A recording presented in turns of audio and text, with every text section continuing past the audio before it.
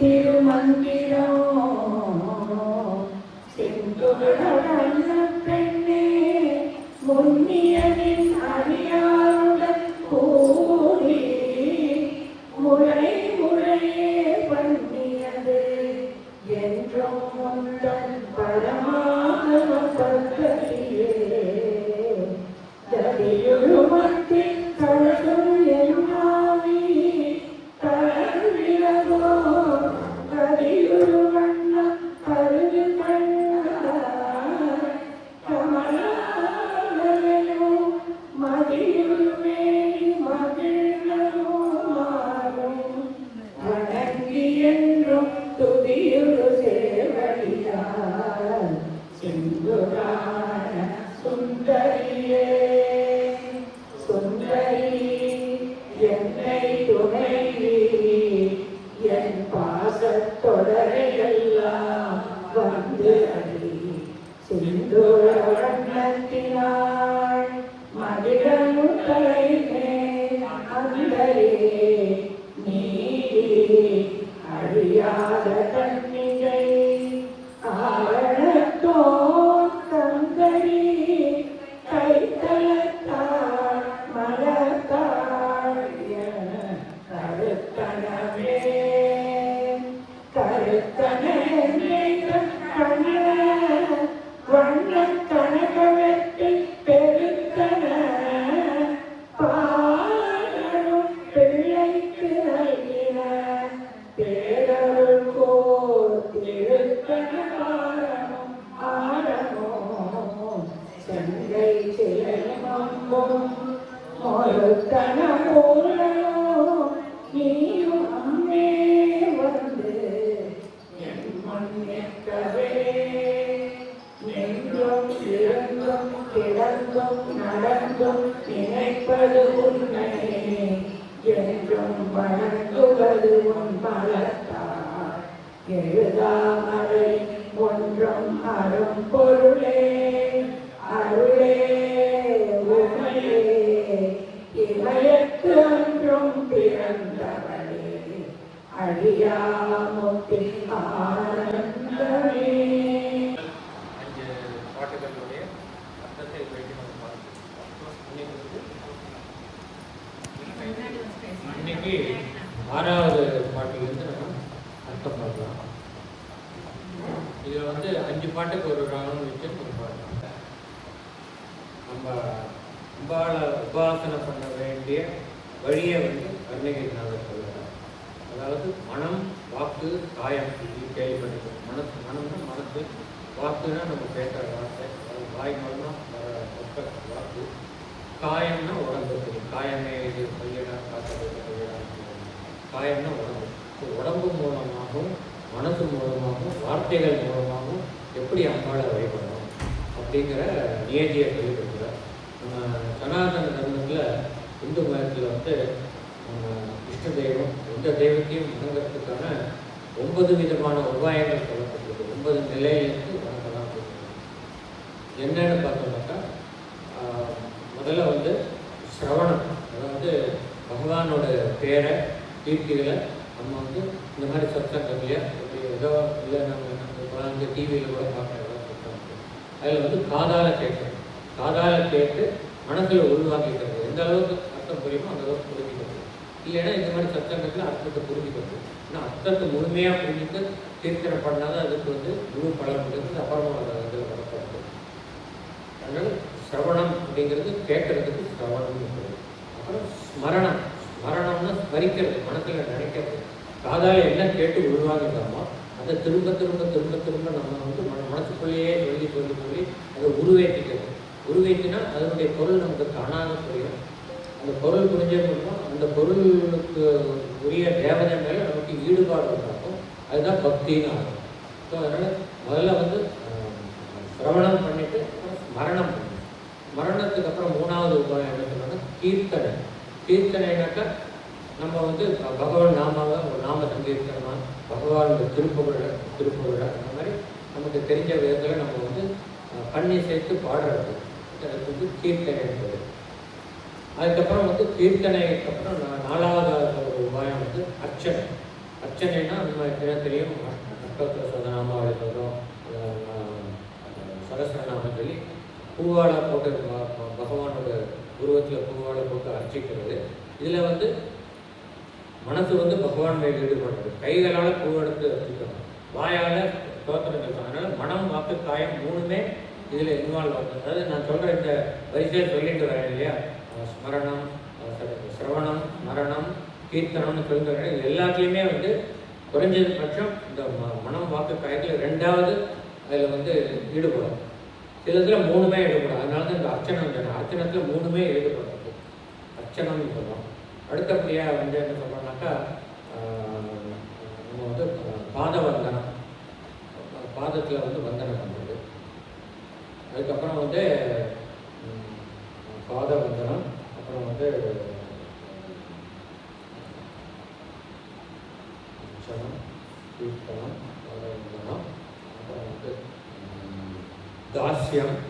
தாஸ்யம்னாக்கா நம்ம வந்து பகவானுக்கு நம்ம தாசனாக நினச்சிட்டு அந்த பாவத்தில் நம்ம அடிமையாக, நம்ம வந்து பகவானுக்கு அடிமையாக வச்சு நம்மளுடைய எஜமானாக நினச்சிட்டு அவர் வழிபடுறது.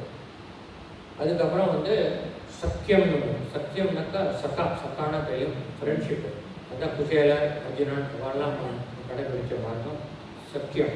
அதாவது நம்ம வந்து பகவானுடைய நண்பனாக நினைச்சிட்டு அவருக்கு ஈக்குவலாக நம்ம வந்து பேசிட்டு அந்த மாதிரி இருக்கிறோம். அதுவும் வந்து இருக்கக்கூடிய வழிபாடு முறைகள்.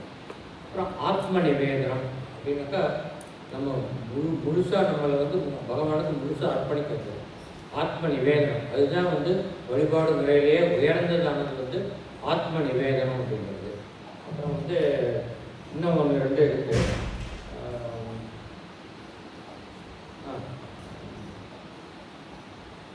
வந்தனம், அது நம்ம நமஸ்காரம் பண்ணுறது, வந்தனம் பண்ணுறது. இந்த மாதிரி 9 விதமான விதங்களில் வந்து நம்ம வந்து நம்ம தெய்வத்தை நம்ம வழிபாடு பண்ணலாம் அப்படின்னு நம்ம சனாதன தர்மம் நமக்கு சொல்லியிருக்கு. இதில் வந்து இப்போ நம்ம வந்து இந்த ஒவ்வொரு முறையிலையும் மனம், வாக்கு, காயம் மூணுமே ஈடுபடுறது. அதில் அர்ச்சனம் வந்து அர்ச்சனத்துக்கு வந்து மூணுமே இருக்குது. ஆத்ம நிவேதனத்தில் முழு மனசாக நம்ம வந்து மனம், வாக்கு, காயம் மூணுமே ஈடுபடுத்துகிறோம். யார் ஒருத்தர் வந்து ஆத்ம நிவேதனம் பண்ணுறாலோ அவளுக்கு சாயுஜ்ய பதவி கிடைக்குங்கிறது நிச்சயம். சாயுஜ்ய பதவினா மோட்ச பதவி. அவளுக்கு இதுதான் கடைசி பிறவியாக இருக்கும், இன்னொரு பிறவி இல்லைங்கிறது நிச்சயம். இந்த ஆத்ம நிவேதனம் தான் இந்த 9 வழிபாடு முறைகளையும் உயர்ந்ததானது. இப்போ நம்ம வந்து வழிபாடு முறைகள் பார்த்துட்டோம். எதுக்காக இதை பற்றி சொன்னேன்னாக்கா, இப்போ நம்ம பார்க்க போகிற பாட்டில் வந்து இந்த மனம், வாக்கு, காயம் இந்த மூணையும் வந்து ஈடுபடுத்தி எப்படி அம்பாளை உபாசிக்கணுங்கிறது ரொம்ப அழகாக சொல்கிறார். அதில் வந்து நம்ம பார்க்கும்போதே நமக்கு தெரியும் எதில் வந்து மனசு ஈடுபடுறது, எதில் வாக்கு ஈடுபடுறது, எதில் காயம் ஈடுபடுறதுன்னு உங்களுக்கு படிக்கும்போதே அர்த்தம் கேட்கும்போதே உங்களுக்கு புரியும். பார்க்கலாம், அர்த்தம் பார்க்கலாம். சென்னியது உன் பொற் திருவடை தாமரை. சென்னின்னா உங்களுக்கு எல்லாம் அர்த்தம் தெரியும். ஏன்னா இதுக்கு முன்னாடி 2 பாட்டில் வந்துருக்கு. சென்னி புனிதரும் சேவடி கோமலமேனு 4வது பாட்டில் வந்துருக்கு. அப்புறம் அந்தரி பாதம் என் சென்னியதேன்னு பார்த்தோம் 5வது பாட்டில்.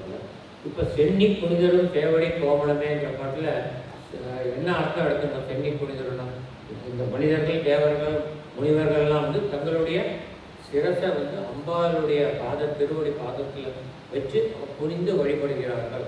அப்போ அது வந்து எதை குறிக்கிறது? தாட்சியத்தை குறிக்கிறது. அப்புறம் பாத வந்தனத்தை குறிக்கிறது. ஸோ இது 2, இந்த 9 முறைகளில் இது ரெண்டையும் வந்து குறிக்கிறது. ஆனால் இதில் வந்து உடல் ஈடுபடுறது. சென்னியை புனிதர்கள் உடல் ஈடுபடுறது. அப்புறம் மனசார அம்பாளை நினைச்சப்பட்டதுனால மனசு ஈடுபடுறது. ஆனால் வாக்கு ஈடுபடலை. அதனால் எல்லாத்துலேயுமே மனம், வாக்கு, காயம் 3 வராது. ஏதாவது 2 இருக்கும். ஏன்னா எல்லாத்துலேயுமே மனசு இருக்கணும். இந்த 9 முறையில் எந்த முறையில் நம்ம தியானம் பண்ணாலும், நம்ம பகவானை ஆராதித்தாலும் அதில் மனசு ஈடுபட்டாங்கன்னா மினிமம் மனசு இருக்கணும். அதை தவிர இன்னொன்று இருக்கும் கண்டிப்பாக. அது வாக்கோ காயமோ இருக்கலாம். சிலதில் 3மே இருக்கும். சொன்ன அர்ச்சனம் சொன்னேன் 3 இருக்குது. ஆத்ம நிவேதனத்துக்கு 3 இருக்குது. சென்னி புனிதரத்துக்கு வந்து நம்ம காயம் இருக்கும், உடம்பால் நம்ம வந்து சிரசை வச்சு குனிகிறோம். அப்புறம் வந்து மனசு ஈடுபடுறது, அது 2 இருக்கு. ஆனால் வாக்கு கிடையாது, சைலண்ட்டாக தான் நம்ம வந்து வணக்க போகிறோம். அப்புறம் இது 2வது இது முதல்ல அந்தரி பாதம் என் சென்னியதே. இதில் வந்து பாதத்தை முதல்ல போட்டு சென்னி அப்புறம் பண்ணுறாரு. என்ன அர்த்தம்னாக்கா, அம்பாள் தன்னோட பாதத்தை வழியை வந்து என்னோட சிரசு மேலே வைக்கிறா அப்படின்னு போனதுலேயே நான் அர்த்தம் சொன்னேன். அந்த மாதிரி பண்ணுறதுக்கு வந்து திருவடி தீட்சைன்னு பேர். அம்பாள் வந்து அபிராமருக்கு திருவடி தீட்சை கொடுத்துருக்கா. ஸோ யாருக்கு திருவடி தீட்சை கொடுப்பாள்னாக்கா, யார் வந்து தன்னோட மனம் வாக்கு காயம் இந்த மூணையும் வந்து அம்பாளுக்கு அர்ப்பணித்து ஆத்ம நிவேதனம் பண்ணி இந்த 9 முறையையும் வழிபாடு பண்ணி கடைசியில் எல்லாத்தையும் வசதியான முறையான ஆத்ம நிவேதனமும் பண்ணுறாளோ அவளுக்கு சாகித்ய பதவி கொடுப்பாங்க முக்தி பதவி. ஸோ அவளுக்கு தான் அம்பாள் வந்து திருவடி தீட்சை கொடுப்பா. திருவடி தீட்சை கொடுத்தாச்சுன்னா அதுதான் அவளுக்கு கடைசி கொடுது. அதுக்கப்புறம் பிறவி கிடையாது. அதனால தான் அபிராமருக்கு திருவடி தீட்சை கிடைக்கும். அவருக்கு அப்புறம் பதவி இல்லை, அதே மாதிரி இன்னொரு பிறவி இல்லை. அதே மாதிரி நம்ம அருணகிரிநாதருக்கும் முருகன் திருவடி தீட்சை கொடுத்துருக்கா. அதனால் அவருக்கு கடைசி பிறவியாக போயிருக்கு. ஆனால் அவர் என்றைக்குமே இப்போவும் வந்து மதுரை மீனாட்சி அம்மன் கையில் கிளியாக இருந்துருக்கா. அது உங்களுக்கு கொடுத்துருக்கோம். இப்போ வந்து இந்த சென்னிங்கிறதுக்கு அர்த்தம் தெரிஞ்சு, சென்னினாக்கா சிரசுன்னு அர்த்தம். இப்போ இந்த பாட்டில் சொல்கிற சென்னியது உன் பொற் திருவடி தாமரை. இப்போ முன்னாடி பார்த்த 2 வார்த்தைகள் பார்த்தோம். சென்னி புனிதரும் சேவடி கோமலம். சேவடி கோமலம்னாலும் கோமலம் மிருதுவான தாமரைன்னு தான் அர்த்தம். அப்புறம் அந்தரி பாதம் என் சென்னி, அவருடைய பாதம் வந்து தாமரை மலர் போன்றதுன்னு எத்தனையோ அர்த்தம் சொல்லியிருக்காரு. அதே அர்த்தம் தான் இதுவும் இருக்குது. சென்னியது உன் பொற் திருவடி தாமரை.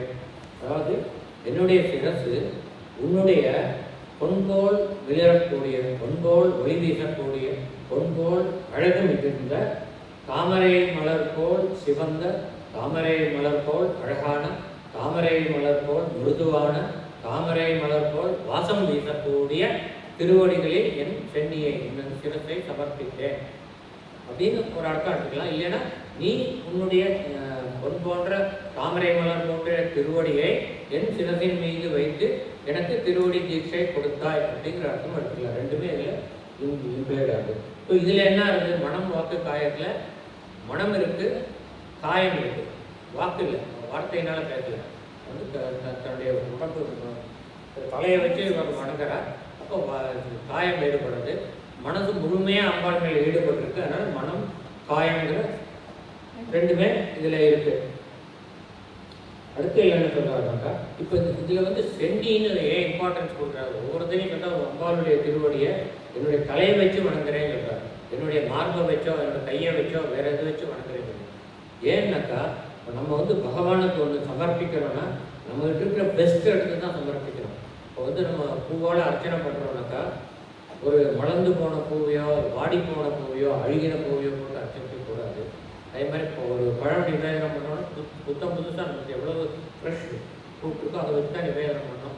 வாடிப்போம் நம்ம எது பிரியமாக சாப்பிடுவோமோ அதைத்தான் பகவானுக்கு படைக்கணும். நம்ம வந்து டிஸ்கார்ட் பண்ணக்கூடிய ஐட்டம் எதையும் படைக்கக்கூடாது. அது ரொம்ப இம்பார்ட்டன்ட். அதே மாதிரி நம்மகிட்ட இருக்கிற பெஸ்ட் ஐட்டம்ஸ் தான் கடவுளுக்கு கொடுக்கணும்.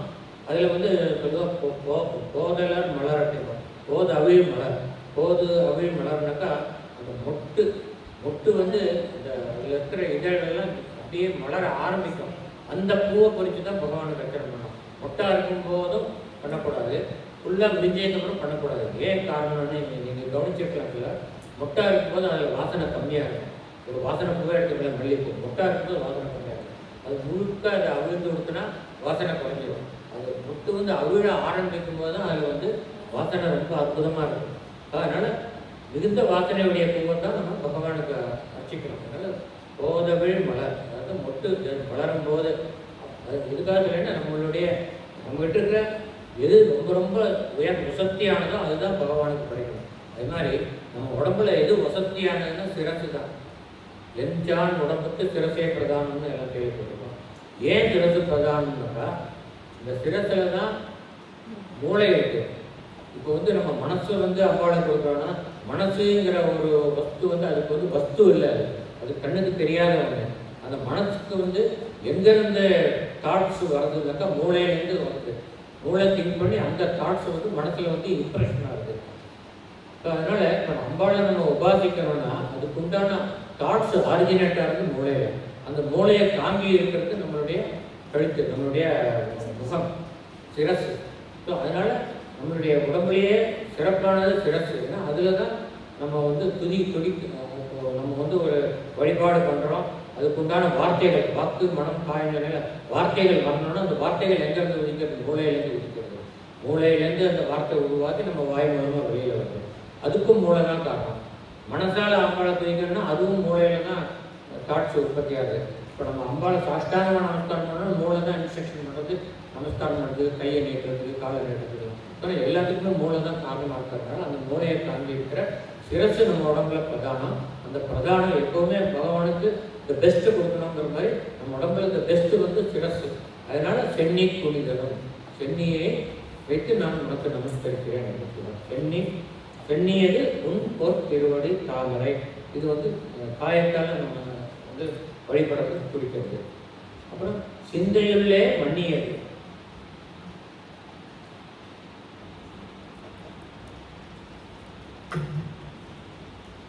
சிந்தைனா தெரியும் உங்களுக்கெல்லாம் மனசு. இப்போ வந்து மனசை பற்றி பேச போகிறோம். காயத்தை பற்றி பேசுறது, மனசை பற்றி பேசுறது. சிந்தையுள்ளே மன்னியது உன் திருமந்திரம். மன்னியது அப்படிங்கிறதுக்கு பல அர்த்தங்கள் சொல்லலாம். மன்னியதுன்னா தமிழில் நிலை பெற்றதுன்னு அர்த்தம். அதாவது அம்பாளுடைய திருமந்திரம். உன் திருமந்திரம்னாக்கா எது சொல்கிறோம்னா ஸ்ரீவித்யா மந்திரம். ஸ்ரீவித்யா மந்திரத்தில் வந்து பல வகை இருக்குது. ஏகாட்சரம், நவாட்சரம், பஞ்சதசாட்சரம், சோடசாட்சரம் அப்படின்னு பல வகை இருக்குது. ஏகாட்சரம் உங்களுக்கெல்லாம் தெரிஞ்சுக்கணும், ஒரு அக்ஷரத்தினால நவாட்சரம்னா 9 அக்ஷரம், பஞ்சதசாட்சரம்னா 15 அக்ஷரம், சோடசாட்சரம்னா 16 அக்ஷரம். ஆனால் அம்பாளுக்கு ஏகாட்சரி, நவாட்சரி, பஞ்சதசாட்சரி, சோடசாட்சரிங்கிற பல பேர்கள் இருக்குது. இப்போ இப்படிப்பட்ட அக்ஷரங்களுடைய திருமந்திரங்களை ஸ்ரீவித்யா உபாசகத்தின் ஒரு அங்கமாக இருக்கக்கூடிய அவருடைய திருமந்திரங்களை என்ன சொல்றாருனாக்கா, சிந்தையுள்ளே உன் திருமந்திரம் மன்னியது. உன்னுடைய திருமந்திரத்தில் சிந்தையுள்ளே மன்னியது. மன்னியதுக்கு என்ன சொல்றாருனாக்கா, மன்னியது நிலைப்பட்டதுன்னு ஒரு அர்த்தம் இருக்கு. அதாவது அம்பாளுடைய திருமந்திரங்கள் நிலையா என்னுடைய மனசில் இருக்குங்கிறாங்க. நிலையா இருக்குன்னா என்ன அர்த்தம்னா, இப்போ இங்கே நம்ம இப்போ இந்த இது பேசிட்டு இருக்கும்போது மட்டும் நம்ம அம்பாளை நினைச்சிட்டு இங்கேருந்து போனதுக்கப்புறம் நம்ம வந்து வேற ஏதோ தாட்ஸ் வந்துடுறது. அந்த மாதிரி இல்லாமல் அபிராமப்பட்டிருக்கு 7 into 24 வாரத்தில் 7 நாளும் வரும். ஒரு நாள் 24 மணி நேரம், வருஷத்தில் 365 நாள் அம்பாளுடைய சிந்தனையே தான். அதனால நிலை பெற்றதுன்னு அர்த்தம். மன்னியது என்னுடைய சிந்தனையில் நிலை பெற்றிருப்பது, எப்பொழுதுமே இருப்பது உன்னுடைய திருமந்திரங்கள் தான் அப்படிங்கிற அர்த்தம். இப்போ நிலை பெற்றதுன்னு ஒரு அர்த்தம். ரெண்டாவது அர்த்தம் என்னன்னா வியாபித்திருப்பதுன்னு அர்த்தம். இப்போ வந்து எப்போவுமே இருக்கும், ஆனால் வந்து எப்போவுமே அந்த மூளையில் ஒரு பாட்டு, என்னோட மனசில் ஒரு பாட்டில் வந்து அம்பிகையே உன்னுடைய மந்திரம் இருக்கும், மீதி பாட்டில் வேற என்ன தாட்ஸ் இருக்கும். இல்லை, அந்த மாதிரி இல்லை. என்னுடைய மனசில் முழுக்க முழுக்க நீ தான் இருக்க, எப்போவுமே நீ தான் இருக்க, முழுக்க முழுக்க நீ தான் இருக்க அப்படின்னு சொல்கிறார். அதனால ரெண்டாவது அர்த்தம் வந்து வியாபித்திருப்பது, எங்கும் நிறைந்திருப்பது. என் மனதில் முழுவதும் நிறைந்திருப்பது உன்னுடைய திருமந்திரம். என் மனதில் எப்பொழுதும் நிலையாக நிறைந்திருப்பது உன் திருமந்திரம். மூணாவது அர்த்தம் மன்னியதுன்னா மனசுன்னு அர்த்தம். அதாவது மந்திரம் சொல்றதுக்கு நம்ம சனாதன தர்மத்தில் 3 விதம் சொல்கிறோம். ஒன்று மானசம், வாச்சிக்கம், மந்தம் அப்படிங்கிற 3. இந்த 3க்கு அர்த்தம் பார்க்கலாம். அப்போதான் இதுக்கு அர்த்தம் புரியும். வாச்சிக்கம் அப்படின்னாக்கா ஒரு மந்திரத்தை வந்து உறக்க சொல்கிறது. உறக்க சொல்லும் போது ஏன்னா நான் சொல்கிற வாழைக்கு காது கேட்கும், சுற்றி இருக்கிற வாழைக்கு எல்லாருக்கும் காது கேட்கும். அதுதான் வாச்சிக்கம். அது வந்து அதமம். அதாவது நம்ம நினைச்ச பெருசாக சொன்னால் தான் நல்லதுன்னு நினச்சிக்கிறோம். அது வந்து அதமம், அது தப்பு கிடையாது. அது சொல்கிறதுக்கு அந்த பலன் உண்டு. ஆனால் இந்த 3 மெத்தட் சொன்ன இல்லையா, வாச்சிக்கம், மானசம், அப்புறம் மந்தம், இது 3ல் வந்து அதமம் ரொம்ப கடைசியாக இருக்கிறது வந்து வாச்சிக்கம். அதை விட பெட்டர் என்னன்னாக்கா மந்தம். மந்தம்னாக்கா நான் வார்த்தையை சொல்லுவேன், ஆனால் எனக்கு மட்டும்தான் கேட்கும். அந்த உதடாத்தையும் மெதுவாக சொல்லுவேன், எனக்கு மட்டும் கேட்கும். இந்த பக்கத்தில் ஒருத்தவர்கள் தான் அவளை கேட்டால் என்ன சொல்கிறேன்னு. ஸோ அந்த மாதிரி சொல்கிறதுக்கு மந்தமாக சொல்கிறோன்னு சொல்கிறேன். மந்த புத்தினா கம்மின்னு அர்த்தம். கம்மி ஓசையில் சொல்கிறதுக்கு மந்தம்னு பேர். ஸோ வாச்சிக்கம், மந்தம். மூணாவது மானசம். மானசம்னா மனசுக்குள்ளேயே சொல்லிக்கிறது. இப்போ நான் அப்படி கண்ணை மூடிட்டு இப்படி உட்காந்துருக்கேன்னாக்கா நான் என்ன பண்ணுறேன்னு எனக்கு தூங்கிட்டு இருக்கான் போட்டு அப்படின்பா. ஆனால் உள்ளுக்குள்ளே தான் மந்திரத்தை சொல்லிட்டு இருக்கேன், யாரும் தெரியாது. அது வந்து எனக்கு தெரியும், ஆனால் என்னோட உதட்டுக்கு தெரியாது. நான் இந்த மாதிரி ஏதாவது சொல்லிட்டு இருக்கேன்னு யாருக்குமே தெரியாது. அது மானசம், அதுதான் உத்தமமானது. அதனால தான் ஆமாம் உதட்டு தெரியுமே. தெரியல, எனக்கு கேட்கறது யாரும் உங்களுக்கு கேட்கல. அந்த மானசம் தான் ஒன்றுமே இருக்காது. இப்போ வந்து அதுதான் இப்போ சந்தியாவந்தனத்தில் காயத்ரி மந்திரத்தை ரொம்ப ரொம்ப முக்கியமான பாட்டு. அந்த காயத்ரி மந்திரத்தை எப்படி சொல்லணும் அப்படின்னு சந்தியாவந்தனம் பண்ணுறவங்களுக்கு விதிமுறைகள் நம்ம சாஸ்திரத்தில் இருக்குது. ஃபார் எக்ஸாம்பிள் வந்து கார்த்தால வந்து உட்காந்து நம்ம பிராணாயாமம் பண்ணிட்டு எழுந்து நின்று காயத்ரி ஜபம் பண்ணணும். அப்படி எழுந்து நின்று கிழக்கு திசையை பார்த்து காயத்ரி ஜபம் பண்ணணும். அப்படி பண்ணும்போது இடுப்பில் வந்து கட்டிட்டு அங்கவஸ்திரம் கட்டு மேலே உத்திரியமாக போட்டுட்டு கை ரெண்டையும் இப்படி வச்சுட்டு அந்த அங்கவஸ்திரத்தால் கையை மறைச்சிட்டு, எதுக்காக மறைச்சிக்கணும்னா இப்படி கவுண்ட் பண்ணுவோம். 108 இப்படி கவுண்ட் பண்ணுவோம். இது 10 ஆனது இப்படி ஒன்று, அப்புறம் அடுத்த 10 ஆனது இப்படி, அந்த மாதிரி 108 கவுண்ட் பண்ணுவோம். அந்த கவுண்ட் பண்ணது யாருக்கும் தெரியக்கூடாது. நம்ம மந்திர ஜபம் பண்ணுறோன்னே யாருக்கும் தெரியக்கூடாது. தெரிஞ்சால் அந்த பலன் போயிடும். காயத்ரி தேவி எந்த பலனை எடுத்துட்டு. அதனால அந்த மாதிரி நின்றுட்டு அதுக்கு அடுத்தபடி என்ன சொல்லி முக்கியமானது என்னன்னாக்கா, நீ மானசீகமாக பண்ணணும். அதாவது உதட வந்து அசையக்கூடாது. காயத்ரி ஜபம் ஜெயிக்கும் போது உதட அசைய. சில பேரெல்லாம் வந்து இந்த காயத்ரி ஜபத்தன்னைக்கு 1008 தடவை ஜெயிக்கணும், ஓம் தத்துவம் பர்கோசி அப்படி வேக வேகமாக ஓடுவோம். அது மாதிரி நம்ம 5 இடத்துல நிறுத்தி ஓம் துர்கோஸ்வகா தத் சவிதுர் ரேண்யம் பர்கோதேவசிமி தியோ யோனா பிரச்சோதயாத் அந்த மாதிரி 5 தடவையாக சொல்லணும். அந்த மாதிரி எதுக்கு சொல்றேன்னா அதனால விதி இருக்கு. தொடர்ந்து ஏனாதானம் சொல்லக்கூடாது. அதில் ஒரு விதி வந்து மானசமாக சொல்லணும். அது வந்து உதட அசைகிறது கூட யாருக்கும் கேட்கக்கூடாது. அந்த மாதிரி இருக்குது. இது வந்து மானசமாக எந்த மந்திரத்தையும் ஜபிச்சு அதுக்கு வந்து பலன் ஜாஸ்தி. அதுவும் முக்கியமாக அம்பாளுடைய மந்திரம். இப்போ காயத்ரி வந்து அம்பாளுடைய மந்திரம், இவர் சொல்றது ஸ்ரீவித்யா பார்த்தோன்னா அம்பாளுடைய மந்திரம். இதெல்லாம் கண்டிப்பாக மானசமாக சொல்லணும். எனக்கு தெரியாது, நான் வந்து கமெண்ட் பண்ணல. வேற தெய்வங்களோட மந்திரத்தை வந்து உறக்க சொன்னால் அது ஏற்புடையதா இல்லையான்னு எனக்கு தெரியாது. ஆனால் அம்பாளுடைய மந்திரத்தை வந்து மானசமாக தான் சொல்லணும். அதனால தான் அவர் சொல்கிறார் மன்னியது அப்படிங்கிறார். அதனால சிந்தையுள்ளே மன்னியது, நிலை பெற்று இருப்பது, நீக்கமர நிறைந்திருப்பது, மனதில் மானசமாக சொல்வது உன்னுடைய திருமந்திரம், உன்னுடைய திருமந்திரமாகிய ஸ்ரீவித்யா மந்திரம் அப்படின்னு சொல்றார். சொல்லிட்டு யார்கிட்ட சொன்னா சிந்தூர வண்ணன் பெண்ணே. சிந்தூர வண்ணம்னா அவங்களுக்குலாம் தெரியும். முதல் பாட்டிலே பார்த்தோம். உதிக்கின்ற செங்கதை உச்சி திலகம் உணர்வுடையவர் மதிக்கின்ற மாணிக்கம் வாதலம் போது பல உதாரணங்களை காமிக்கிறார். சிந்தூர வண்ணத்துக்கு, அருண வண்ணத்துக்கு, அதாவது ஆஞ்சநேயர் மேலே காட்டியிருக்கக்கூடிய அந்த சிந்தூர வர்ணம். எதுக்காக சொல்றேன்னா அப்போதான் நம்ம கற்பனை கரெக்டாக வரும். இந்த மாதிரி வர்ணம்ட்டு அந்த வர்ணத்தில் இருக்கக்கூடிய அம்பிகையே அப்படிங்கிறார். பெண்ணேன்னு அழகிய பெண்ணேன்னு அர்த்தம் சொல்லுங்க. சிந்தூர வண்ணம் பெண்ணே. இப்போ வந்து மனசை எடுத்து காயம் எடுத்து நீ வாக்கு காப்பியிருக்கு. அது அடுத்தது வரும். முன்னிய நின் அடியாருடன் கூடி முறை முறையே பண்ணியது. இது வந்து 2 சுழினா 3 சுழினா பண்ணியதுன்னா செஞ்சதுன்னு அர்த்தம். பண்ணியது, இது பண்ணியது, பண்ணியது என்றும் உந்தன் பரமாகம பத்ததியே. இது வந்து வாக்குனால சொல்லக்கூடியது. மனம் வாக்கு காயத்தில் வாக்கு வரும். இது வந்து முன்னிய அப்படின்னாக்கா உன்னையே மனதின் முன் நிறுத்தி, மணக்கண் முன் நிறுத்தி எல்லாம் முன்னிய. உன்னையே மணக்கண் முன் நிறுத்தி சதா சர்வ காலமும் உன்னையே தியானம் செய்யக்கூடிய உன்னுடைய அடியாருடன் கூடி உன்னுடைய. இப்போ வந்து சத்சங்கத்தை பற்றி பேசுகிறார். இப்போ வந்து இப்போ முக்கியமான பாயிண்ட் வந்து என்ன கவனிக்கணும்னா, முதல்ல மன்னியதுன்னு சொல்கிறார். அது வந்து நம்ம வந்து தியானம் பண்ணுறது. மனசுக்குள்ளே சொல்லிக்கிறேன்னா நான் தியானம் பண்ணுறது. இப்போ தியானம் பண்ணும்போது ஒரு 40-50 பேர் கூட்டு தியானம்னு உட்காருவோம். எல்லாம் கண்ண மூடிட்டு உட்காருவோம். அப்படி உட்காண்டா அது தியானமே இல்லையா. நான் ஒரு 2 நிமிஷம் உட்காருவேன். சரி இப்போ பக்கத்தில் இருக்கிற என்ன பண்ணுறான் பார்க்குறேன், ஒழுங்காக தியானம் பண்ணுறோன்னு ஒரு ஓர கடலில் திறந்து பார்க்குறேன். அவன் ஏதோ மூக்கணும் இப்படி மூக்கணும் இருக்கான், தியானம் பண்ணாமல். சரி கொஞ்சம் கழிச்சு இப்படி திரும்பி பார்ப்பேன். பார்த்தா வந்து கொசு வரட்டின்னு நீ இப்படியா தியானம் பண்ணுற. அப்போ என்னோட தியானம் போயிடுது இந்த மாதிரி. அதனால தியானம்னா எப்போதும் தனிமை தான் வேணும். அதனால தான் நம்ம ரிஷி முனிவர்கள்லாம் என்ன தெரியாமல் போனால் எல்லாம் காட்டில் போய் குகையில் போய் சிங்கம் புலி இருக்கும் அதோட போய் உட்காந்து தான் பண்ணுவான். ஏன்னா அவன் தியான அக்னியில் சிங்கம் புலி எதுவுமே வாழ இருக்காது. அவனால் அவளோட அது பாட்டுக்கு உட்காந்துருக்கும் குகையில் இவளும் உட்காந்து தியானம் பண்ணுவான். அது ரொம்ப சர்வசாதாரணம். கொல்லிமலையில் இன்னும் சித்தர்களாக அந்த மாதிரி பண்ணிட்டு இருக்கா. நம்ம வேற நிறையா சதுரகிரி அங்கே நிறைய வனவிலங்குகள்லாம் இருக்குது. அங்கெல்லாம் சித்தர்கள் இப்போ கூட தியானம் பண்ணிட்டு இருக்காங்க. அது மனித உருவிலையும் இருக்கலாம், வேறு பாம்பு வடிவத்திலையும் இருக்கலாம், மரம் வடிவமாக இருக்கலாம். இப்படி எந்த வடிவத்திலையும் தியானம் பண்ணிருக்காங்க. எதுக்குன்னா இந்த தியானம் பண்ணுன்னா தனிமையே வேணும். அதுக்காக சொல்லணும். தனிமையில் தியானம் பண்ணுன்னா போய் பணம் கேட்கணும். ஆனால் நம்ம வந்து கீர்த்தனங்கள் பாடுறோம், மந்திர ஜபங்கள் பண்ணுறோம்னாக்கா கூட்டு, அது பேர் கூட்டு பிரார்த்தனை. கூட்டாக செய்கிறது ரொம்ப விசேஷம். கூடியிருந்து மொழிந்தேரோல் எம்பாவான்னு சொல்லியிருக்கா இல்லையா. அந்த மாதிரி நம்ம பாடல்கள் பாடுறதுக்கு தியானம் பண்ணுறது, இது மந்திர உச்சாரணங்கள்லாம் பண்ணுறதுக்கு சேர்ந்து பண்ணலாம். அதாவது உறக்க சொல்லி மந்திர உச்சாரணம், அதுவும் மானசீகமாக பண்ணுறதுனாக்கா தனிமை தான் வேணும்.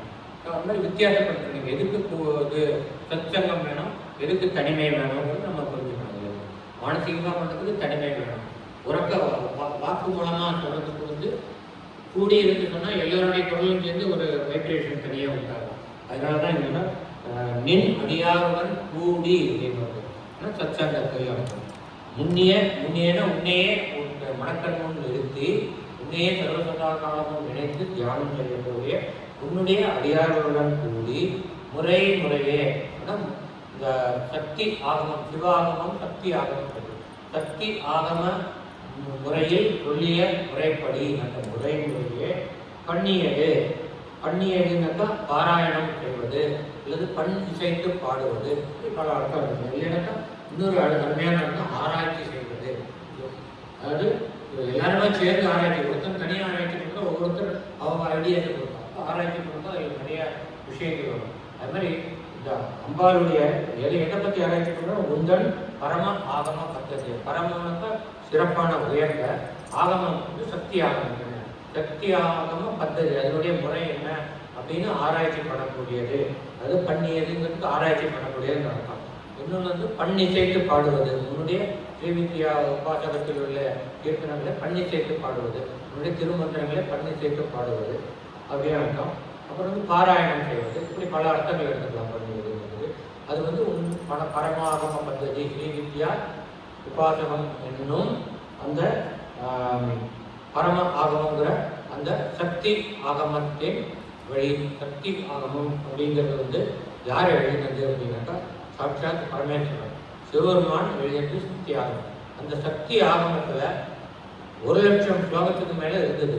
அப்போ வந்து தத்தாத்திரேயர் வந்து பார்த்தார், இந்த கலியுகத்துலேருந்து இந்த 1,00,000 ஸ்லோகம்லாம் யாரும் சொல்ல மாட்டாங்க, ஆனால் யாருமே சொல்லாமல் இருக்கிறதுக்கு கொஞ்சம் வேறாவது உபாசனை பண்ணுறது நல்லதுன்னு அதனுடைய சாரத்தை எடுத்து 16,000 ஸ்லோகமாக அவர் வந்து பண்ணினார். அதுக்கு வந்து தத்த சம்ஹிதைங்கிற பேர், தத்த சம்ஹிதைங்கிற பேரில் அவர் வந்து 16,000 ஸ்லோகமாக பண்ணார். அப்போ என்ன பண்ணார், அதுக்கப்புறம் வந்து பரசுராமர் வந்து ஐயோ இது 16,000 ஸ்லோகம் ரொம்ப ஜாஸ்தி, இதை யாரும் படிக்க மாட்டாருன்னு சொல்லி அவர் வந்து பரசுராம கல்பசூத்திரம் அப்படிங்கிற பேரில் 6,000 ஸ்லோகமாக அதை வந்து குறைச்சார். அதுக்கப்புறம் பின்னாடி வந்து பார்த்தா 6,000 ஸ்லோகம்னா ஸ்ரீவித்யாவில் சொல்கிறது ரொம்ப கஷ்டம் அப்படின்னு சொல்லி அதை சுருக்கி சுமேதஸ் அப்படிங்கிற ஒரு ரிஷி, சுமேதஸ் அப்படிங்கிற பேரில் ஒரு நூலை உண்டாக்குனார். அது வந்து இந்த தத்த சம்ஹிதை, பரசுராம கல்பசூத்திரம் இது எல்லாத்தையும் உள்ளடக்கி ரொம்ப சுருக்கமாக எழுதப்பட்ட ஒரு நூல். அதுதான் இன்னைக்கு ஸ்ரீவித்யா உபாசகர்கள் படிக்கிறாங்க. ஏன்னா அதில் வந்து ரொம்ப சுருக்கமான கண்டென்ட் வெர்ஷன் அது. அதுதான் இன்னைக்கு ஸ்ரீவித்யா உபாசகர்கள் ஸ்ரீவித்யா உபாசனைக்கு உபயோகப்படுத்தக்கூடியது. இதுதான் இன்னைக்கு இருக்கிற ஆகமம். ஆனால் ஒரிஜினலாக சிவபெருமான் எழுதின ஆகமத்தில் லட்சத்துக்கு மேலான ஸ்லோகங்கள் இருந்திருக்கு. அது இன்னைக்கு அழிஞ்சே போயிடுது, இன்னைக்கு இல்லை, யாருக்கும் கிடைக்காது. ஆனால் இதெல்லாம் இருக்கு, நம்ம தத்த சம்ஹிதை, பரசுராம கல்பசூத்திரம் அதெல்லாம் இப்போ இருக்குது, யாருக்கா வேண்டாம் படிக்கலாம். ஆனால் எல்லாருமே இப்போ வந்து சுமேதஸை தான் உபயோகிச்சு இருக்கிறாங்க. அதுதான் பத்ததி சொல்கிறது, பரம ஆகம பத்ததியே அப்படின்னு. ஸோ இதில் வந்து மனம், வாக்கு, காயம் 3 மூலமாகவும் மானசம், வாச்சிகம், மந்தம் மூலமாக பற்றி நம்ம தெரிஞ்சுக்கிறதில்ல. அது மாதிரி 9 வித உபாசனை முறையை பற்றி தெரிஞ்சுக்கணும். இப்போ வந்து ததியேன்னு முடிக்கிறது. அதனால அடுத்த பாட்டு ததியுரு மத்தில் சுழலும் என் ஆவி தளர்வு இழந்தோர் கதியுரு வண்ணம் கருது கண்டாய். அது வரைக்கும் மாத்திரம் முதல்ல அர்த்தம் பார்க்கலாம். அப்புறம் மீதி இருக்கிறது அர்த்தம் வந்து ரொம்ப ரொம்ப சுலபமான அர்த்தம். இதெல்லாம் தெரியும். தயிர். இப்போ இந்த 2 வரிக்கு அர்த்தம் தெரிஞ்சுக்கிறதுக்கு முன்னாடி ஒரு காட்சியை வந்து உங்கள் கண் முன்னாடி கற்பனை பண்ணிக்கலாம். என்ன காட்சினாக்கா உங்களுக்கு எல்லாம் தெரியும், சினிமாவில் வந்திருக்கும், டிவி இந்த மகாபாரதம், இது பாகவதம் பற்றி சீரியல்ஸ் எல்லாம் வந்துருக்கு, அதெல்லாம் பார்த்துட்டு கிருஷ்ணர் சின்ன வயசில் லீலைகள் பண்ணிட்டு அற்புதமான நிகழ்ச்சியெல்லாம் நடந்திருக்கு. அதில் வந்து கோபியர்கள் வந்து தயிரை கடைச்சி வெண்ணெயை உண்டாக்கும். அவன் என்னதான் கிருஷ்ணனை திட்டினாலும், நீ என்ன வெண்ணெயை திட்டினாலும் அவன் மனசில் வந்து அந்த தயிரை கடையும் போது கிருஷ்ணனை நினச்சிட்டே கடைவான். அவனுக்காகவே தான் அந்த வெண்ணெயை நான் உண்டாக்குறேன்னு நினச்சிட்டு தான் கடைவான். அதனால் அது ரொம்ப ரொம்ப அற்புதமான ஒரு வெண்ணெய் கடையிறதுங்கிறது ஒரு அற்புதமான ஒரு ஆன்மீக நிகழ்ச்சி. அதை வந்து அத்தனை கோபியர்களும் பண்ணியிருக்காங்க. அவள் ஒரு கோபி நின்றுட்டு ஒரு ஆய்ச்சி ஒரு கோபி என்ன சொல்லலாம், அந்த ஆயர் குளத்தில் பிறந்த ஒரு ஆய்ச்சி இருந்தது. அவள் வந்து ஒரு பெரிய பானை, அது வந்து உருண்டை வடிவமான பானை, பூகோளம் மாதிரி இருக்கிற பானை. பூகோளம்னு பூமி மாதிரி, அது வந்து கட்டையாக இருக்கும் கீழே, அதனால தான் பானையும் கீழே கட்டையாக இருக்கும், மீதெல்லாம் மட்டமாக இருக்கும். அந்த பூகோளம் மாதிரி அதே மேலேயும் வந்து கட்டையாக இருக்குன்னா வாய் இப்படி இருக்கும், அதனால பூகோளம் மாதிரி இருக்கக்கூடிய பானை. இது இன்னொரு ரீசன் இருக்கு, நான் ஏன் பூகோளங்கிற வார்த்தையை வந்து உபயோகிக்கிறேன்னா இதுக்கு அர்த்தம் வரும்போது உங்களுக்கு புரியும் ஏன் பூகோளம் இருக்குன்னா. இப்போ இந்த பூகோளம்ங்கிற வார்த்தை வந்தோடனே எனக்கு ஒரு விஷயம் ஞாபகம் வருது. இந்த பூகோளம் அப்படின்னா என்ன அர்த்தம்? பூனா பூமி, கோளம்னா உருண்டை. இந்த பூகோளங்கிற வார்த்தை நம்ம சனாதன தர்மத்தில் 10,000 வருஷத்துக்கு முன்னாடியே உண்டானது. அப்போவே இருக்கிற நம்ம ரிஷிகளுக்கு எல்லாம் வந்து தெரிஞ்சிருக்கு பூமியினுடைய வடிவம் உருண்டைன்னு. ஆனால் இப்போ இந்த ஹிஸ்டோரியன்ஸ் எல்லாம் வந்து பூமி வந்து எல்லாருமே உலகம் ஃபுல்லாக நம்மெல்லாம் கட்டைன்னு நினச்சிட்டு இருந்தோம். இந்த கலீலியான்னு ஒருத்தன் வந்து 17ஆம் செஞ்சுரி 18 தெரியாது. அப்படி இப்போ ரீசெண்டாக வந்து தான் அவங்க உருண்டைன்னு சொன்னால் அதனால தான் எல்லாருக்கும் உருண்டைன்னு தெரியும். இப்படி தான் நம்ம சயின்ஸ் எல்லாமே சொல்லிட்டு இருக்கு. உண்மையாயெல்லாம் படிச்சுட்டு அத்தனை அற்புதமான சயின்ஸ் தேரியெல்லாம் வந்து நம்ம பாரத தேசத்தில் உருவானது தான். ஸோ அதுக்கு எக்ஸாம்பிள் சொன்னால் போடவே போடாது. அதுக்குன்னு தனியாக ஒரு செஷன் ஒரு வருஷத்துக்கு பேசணும், அவ்வளோ விஷயங்கள் இருக்குது. அது தனியாக ஒரு செஷன் வச்சுக்கலாம். ஆனால் ஒன்றே ஒன்று சொன்னேன், நம்ம பரத்வாஜர் எழுதினது வந்து விமான சாஸ்திரம்னு ஒரு நூல். அதில் வந்து இப்போ என்ன ஒரு ரைட்ஸ் பிரதர்ஸ் தான் விமானத்தெல்லாம் கண்டுபிடிச்சேன்னு. பரத்வாஜர் வந்து இவரோட ராமரோட கண்டெம்பரரி, அதுக்கு முன்னாடி இருந்தவர். ஸோ அவர் வந்து 7,000 மணிமன் ராமருடைய இது வந்து 5500 BCன்னு ஒரு தியரி ப்ரூவ் பண்ணியிருக்கா. 7,000 இயர்ஸ் முன்னாடியே வச்சுக்கலாம், அதுக்கு முன்னாடியே இருக்கலாம். ஸோ அப்போவே வந்து பரசுராம பரத்வாஜர் வந்து சொல்லியிருக்கார், விமானத்தை பற்றி அவ்வளோ நல்லா டிஸ்கிரைப் பண்ணியிருக்கார். ஒரு ஏர்கிராஃப்ட் எப்படி தயாரிக்கிறது, அதுக்கு வந்து 18 மெட்டீரியல் சொல்லியிருக்கோம், அவ்வளோ மெட்டீரியல் வச்சு அந்த மாதிரி பண்ணினா அது வந்து தீப்பிடிக்காது. ஆனால் இன்னைக்கு விமானம்லாம் தீப்பிடிக்கிறது அந்த மாதிரி நம்ம இப்போ இருக்கிற டெக்னாலஜியோட ஹையர் டெக்னாலஜி அன்றைக்கி இருந்துட்டு அது அழிஞ்சு போயிடுது. மேபி நலந்தா யூனிவர்சிட்டி அழியும் போது அது அழிஞ்சிருக்கலாம், என்ன வேணா இருக்கலாம்.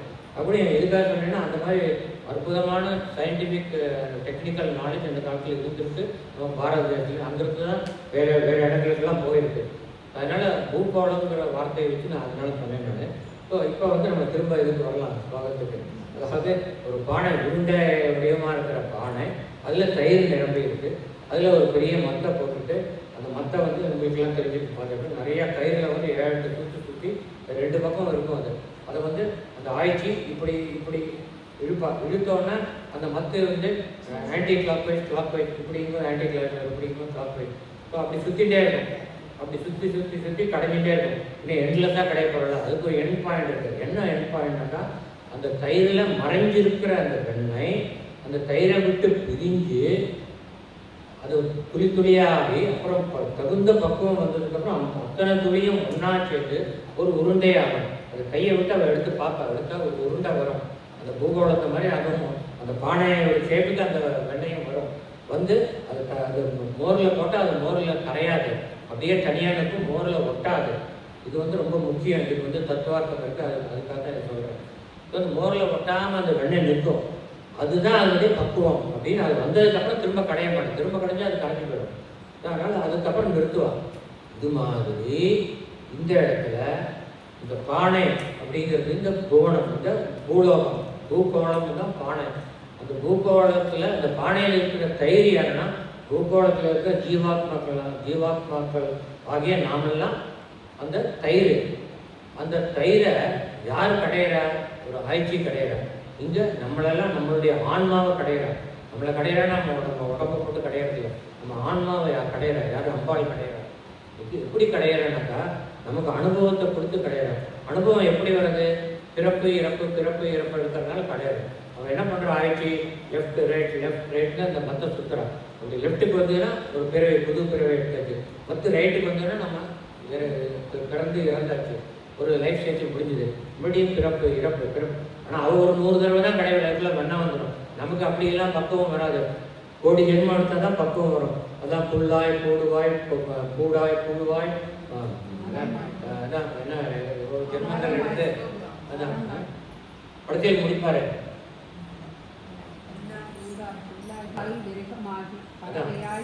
இல்லை, கடைசியில் முடிப்பார். என்ன முடிப்பார்?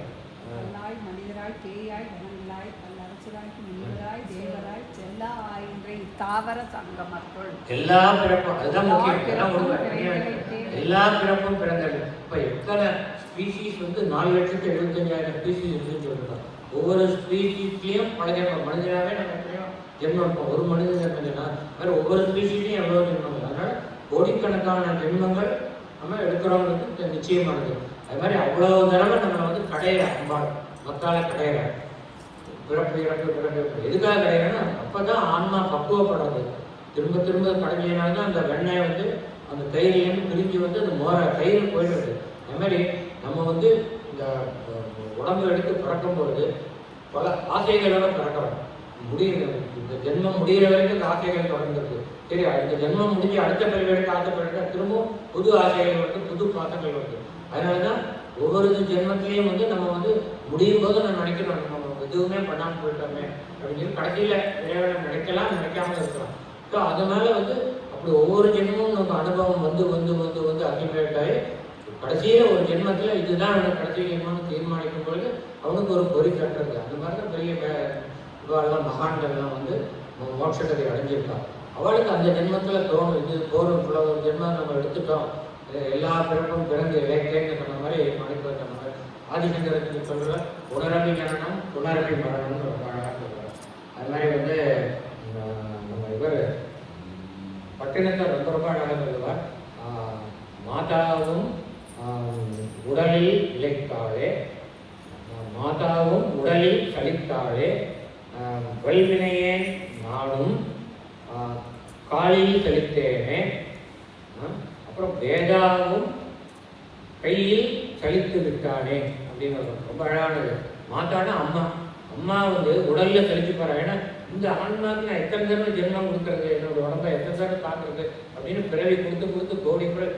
இது வந்து ஒரு பொயட்டிக் இதுக்காக வேண்டி சொல்றது. நீங்கள் அது லிட்டரலாக எடுத்துக்கூடாது. ஏன்னா எல்லா ஜென்மத்தையும் எனக்கு இந்த ஜென்மத்தை அம்மாவை தான் வரான்னு கேட்கக்கூடாது. அது வெவ்வேறு அம்மா தான். ஆனால் அவர் அழகுக்காக சொல்கிறார், இது எத்தனை ஜென்மத்தை இந்த ஆன்மாவுக்கு நான் கொடுத்துட்டேன்னு சொல்லி அவள் உடம்பு அழுத்துக்கணும். என்னுடைய கர்ப்பப்பை எத்தனை தடவை தான் ஒன்றை தாங்கும்னு அழுத்துக்கிறார்.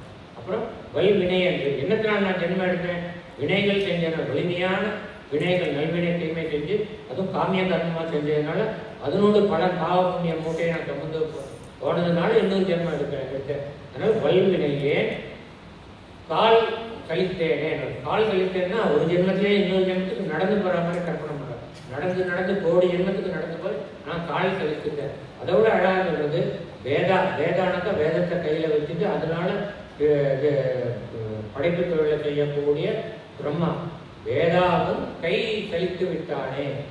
அவன் கையால் தான் வந்து அந்த ஆன்மாக்களை வந்து உடம்புல செலுத்துறார், அதாவது உடம்பை உருவாக்குறாரு அவன் கையால். அதனால் எத்தனை தடவை தான் இந்த ஆன்மாக்களை உடம்பை செஞ்சு செஞ்சு வருடத்திற்கு அப்படின்னு அவன் கை செலுத்தி போகிறாரு அப்படின்னு அவன் பட்டினத்தான் ரொம்ப அழகாக சொல்கிறார். அதனால தான் அவன் வந்து அதான் இவ்வளவு ஜென்மங்கள் வந்து நமக்கு கொடுத்து கொடுத்து அந்த எப்படி இந்த தயிரை வந்து பக்குவப்படுத்தி வெண்ணெய் அம்பா ஆய்ச்சி எடுக்கிறாளோ அந்த மாதிரி அம்பாள் நம்ம ஆன்மாவை பக்குவப்படுத்தி நமக்கு மோட்சத்தை கொடுக்குறாங்க. அதுதான் ததியுரு மத்தில் சுழலும் என் ஆவி. இப்போ உங்களுக்கு புரியும். ஆவி வந்து இங்கே வந்து ததி பாயோட தயிரோட கம்பேர் பண்ணுறாங்க. அந்த மத்தால் சுழலப்படைய ஆவி அது வந்து தளர்வு இழந்தோர் கதியுருவம். அதாவது அந்த மத்தால கடையப்படும் போது அது தளர்ச்சி அடையாது, இங்கேயும் அங்கேயும் இங்கேயும் ஓடியாது. அது மாதிரி நம்ம வந்து நம்மளுடைய ஆன்மா வந்து தளர்ச்சி அடையாது, திரும்ப திரும்ப பிறவி எடுத்து இறப்பு தளர்ச்சி அடையாது. தளர்வு இல்லாத நிலை எது வரும், இனிமேல் பிறப்பு இல்லைங்கிற நிலை வரும்பொழுது தளர்ச்சி இல்லாததான் தளர்வு இழந்தோர் கதி. அந்த கதி தான் மோட்ச கதி, சாய்ச்சி கதி. அந்த மாதிரி கதி அடையும் வண்ணம் கருது கண்டாய், நீ உன்னுடைய கருத்தில் கொண்டாய், எனக்கு மோட்ச பதவியை அளித்தாய் அப்படின்னு சொல்றார்.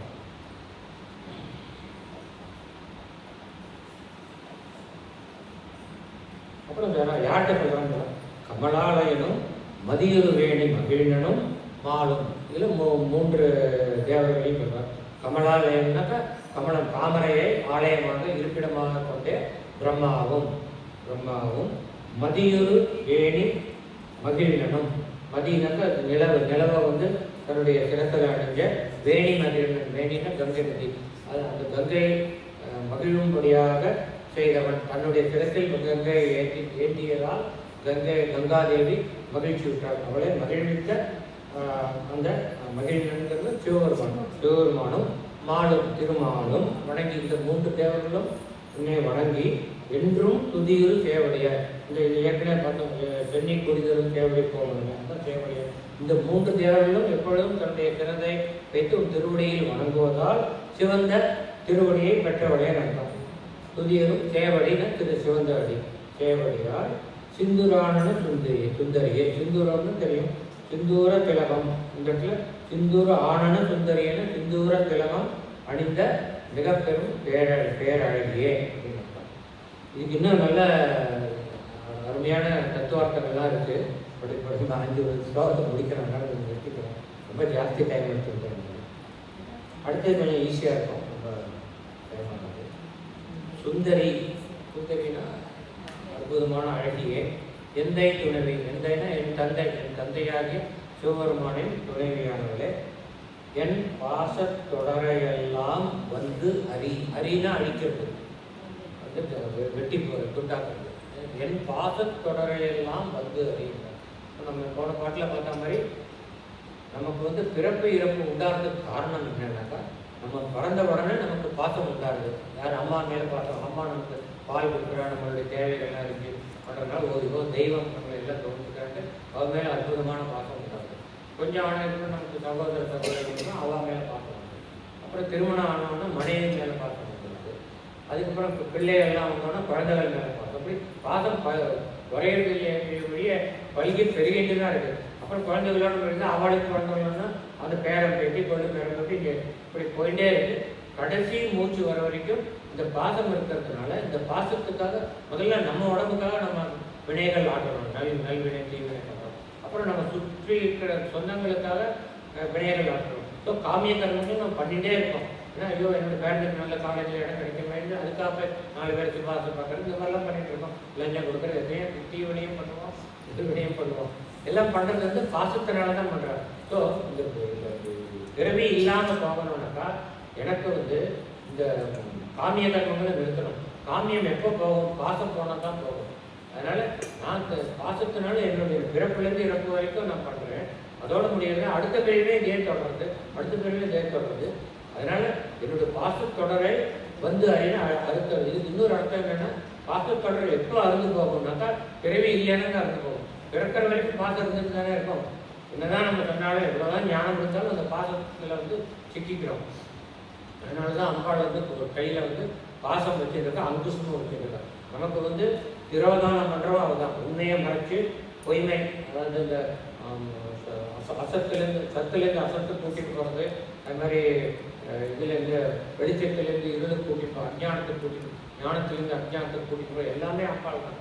அதே சேர்ந்து திருப்பி கூப்பிட்டு தான் அவள் தான். அதனால தான் அதை ஒரு அறிவிக்கிறதுக்காக ஒரு கீழே பாசம் வச்சுருக்கா, பாசத்தை உருவாக்குறா. இன்னொரு கீழே அங்குசம் வச்சுருக்கா. அந்த பாசத்தெல்லாம் அடக்கிறதுக்கு அந்த அங்குசத்தையும் கொடுக்குறா. திரோதானமும் அவள் தான் பண்ணுறா, அனுகிரகமும் அவள் தான் பண்ணுறான். அதுதான் சொல்கிறான், என் பாசத்தொடரையெல்லாம் வந்து அறி.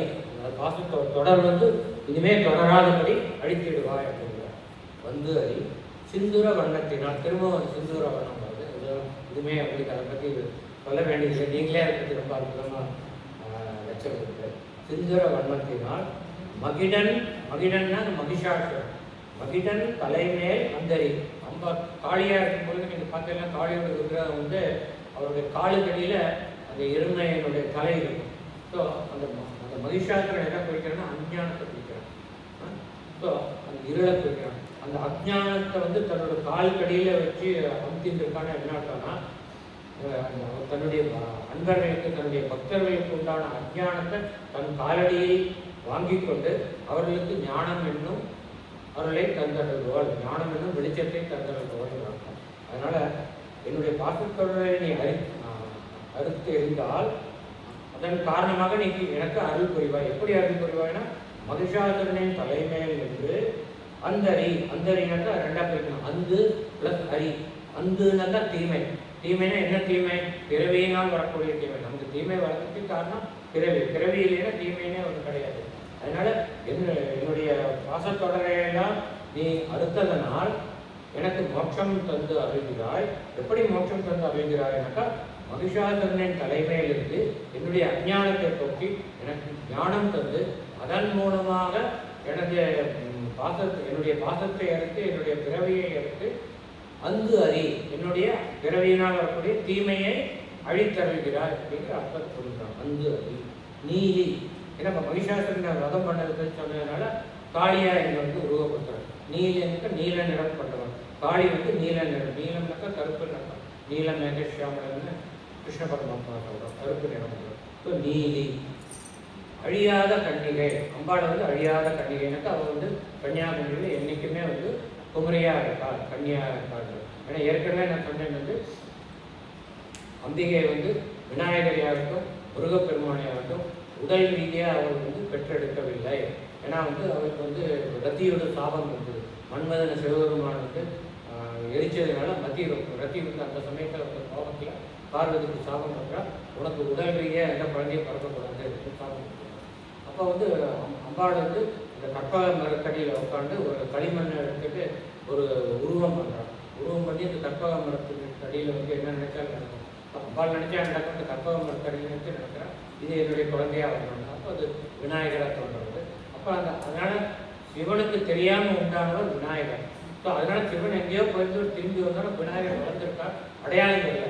ஸோ அதனால அம்பாளுடைய கட்டளைப்படி அவர் வெளியில் யாரையும் சொல்ல மாட்டேன் உள்ளே விட மாட்டேன்னு சொன்னாலும் சிவபெருமான கோபம் அவர் கழுத்த அடிக்கிறார். அப்புறம் யாரை வைக்கிறார் அதெல்லாம் வைக்கிறது. ஸோ அதனால அவங்க அந்த விநாயகர் சிவபெருமானோட சேர்க்கை இல்லாமல் அம்பாள் மண்ணுனால பிடிச்சது.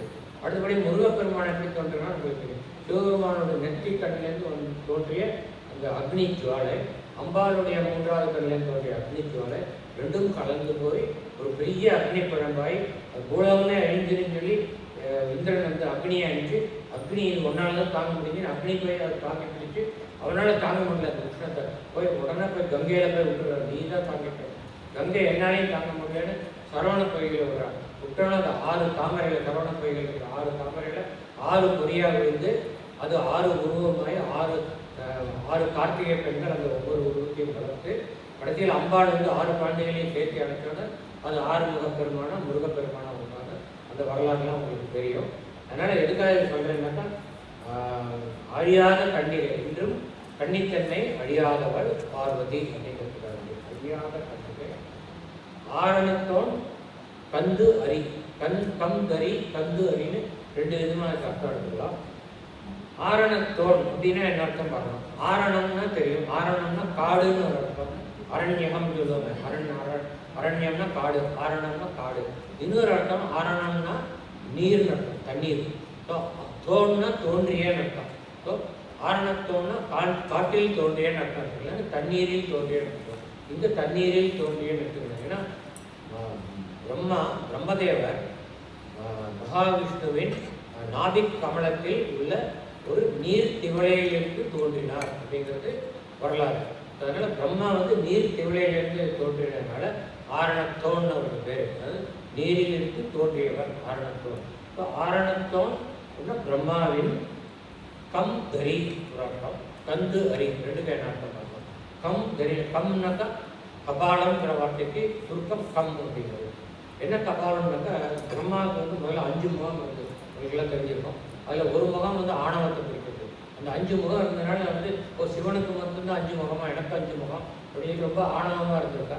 ஸோ அதனால சிவபெருமான் நண்பன் இவருடைய ஆணவம், இவர் படைப்பு தொழில் இருக்கார். இந்த ஆணவத்தோட பண்ணாக்கா இந்த படைப்புக்கு எல்லாமே இந்த ஆணவம் போயிடும். அதனால இவர் ஆணவத்தை அழிக்கணும்னு இருக்கார் வேண்டி அந்த ஆணவத்தை எந்த முகம் குறிக்கிறதோ அந்த முகத்தை கிள்ளி எடுத்துக்கார் சிவபெருமான்.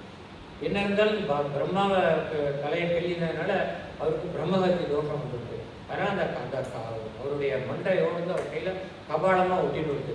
அந்த கபாலம் அவரை பிரிக்கவே முடியல. அந்த கபாலத்தை வச்சுட்டு மண்டையோட வச்சுட்டு அவர் போய் பிச்சை எடுத்து சாப்பிட்றாரு சிவபெருமான் பல வருஷங்கள். அப்புறம் அம்பாலோட அனுகிரகத்தில் அந்த மண்டையோட கையை விட்டு அது இந்த நீங்கள் அபிராமி பதிகத்தில் இதை பற்றி ஒரு பாட்டு வரும் தெரிஞ்சு பதிகம் பாடம் வருது. ஸோ அந்த மண்டையோட கையை அப்புறம் அது அம்பாள் தன் கையிலேயே வச்சுக்கிறாங்க. அந்த மண்டையோட அதை வச்சுக்கிறாங்க. ஸோ அம்பாள் காளியோட கையில் பார்த்தீங்கன்னா ஒரு மண்டையோட, அது பிரம்மாவோட மண்டையோட. அதனால் ஆரணத்தோன் கம் தரி, ஆரணத்தோன் பிரம்மாவின் கபாலத்தை தரித்தவளே அப்படின்னு. இன்னொன்று ஆரணத்தோன் கந்து அரி, கந்துனாக்கா ஓலைச்சுவடி. பிரம்மாவின் கையில் இருக்கிற ஓலைச்சுவடி. அவர் கையில் என்ன ஓலைச்சுவடி இருக்குன்னா, நம்ம அத்தனை பேரோட தலையெழுத்தும் அவர் கையில் இருக்கிற ஓலைச்சுவடியில் இருக்குது. என்னோட தலையெழுத்தில் எனக்கு இன்னொரு 1000 பிறவி இருக்குன்னா, அம்பிகையை உன்னுடைய கருணையினால அந்த ஓலைச்சுவடியை அழிச்சுட்டு அழிச்சுட்டா எனக்கு இது கடைசி பிறவி ஆகிடும் அப்படின்னு சொல்லி ஷார்ட்கட் சொல்லி கொடுக்குறார். ஆரணத்தோன் கந்து அறி, அவருடைய கையில் இருக்கிற என்னுடைய தலையெழுத்துக்கான ஓலைச்சுவடியை அழித்து விடு நம்ம. ஆரணத்தோன் கந்து அறி, அப்படிப்பட்ட அம்பிகையின் கை தளத்தால் மலர்த்தாள் என் கருத்தளவே. இன்னும் வந்து இப்போ மனசு வந்துருக்கு, திரும்ப இது சொன்னேன், மனசு வாக்கு காயம். என்னுடைய கருத்தில் எப்பொழுதுமே அவருடைய கைத்தலமும் அப்புறம் மலர்த்தாள்னாக்கா திருவடி தாமரை. ஸோ இது ரெண்டும் என்னுடைய மனசில் எப்பவுமே இருக்குங்கிறார். எதுக்காக கை சொல்கிறேன்னா, அனுகிரகம் பண்ணுறது அவர் கை. அதனால் அவர் கை வந்து எப்போவுமே என்னோட மனசில் இருக்க அனுகிரகம் பண்ணுறாரு. இன்னொன்று வந்து அவருடைய திருவடியை நான் எப்பவும் சரணடைஞ்சிருக்கனால அவருடைய திருவடியே என்னோட மனசில் இருக்கிறதுனால 2 இருக்குன்னு ஒரு அர்த்தம் எடுக்கலாம். இன்னொரு அழகான அர்த்தம் என்னன்னா, கைத்தளத்தால் மலர்த்தாலும் வேற விதமாக என்று என்னுடைய கைத்தளத்தில் இருக்கக்கூடிய அம்பாளின் மலர்த்தாள் அவருடைய திருவடி எப்பொழுதும் என் கருத்தில் இருக்க வேண்டும். எதுக்கான தன்னுடைய கையில் வந்து அம்பாளுடைய திருவடி இருக்குன்னு சொல்கிறோன்னா, எப்பொழுதும் அம்பிகையை நான் சரணடைந்திருக்கிறேன். என் சிரசை என்னுடைய சென்னியை அவள் பாதத்தில் வைத்து என் கைகளால் அவள் பாதத்தை பிடித்து கொண்டிருக்கிறேன் அர்த்தம். ஸோ என்னுடைய கைகளில் அவள் பாதம் இருக்கிறது. அதனால் என் கைத்தளத்தாளில் இருக்கக்கூடிய அவளுடைய மலர்த்தாள் எப்பொழுதும் என்னுடைய சிந்தையில் இருக்கிறது அப்படின்னு 2 அர்த்தம்.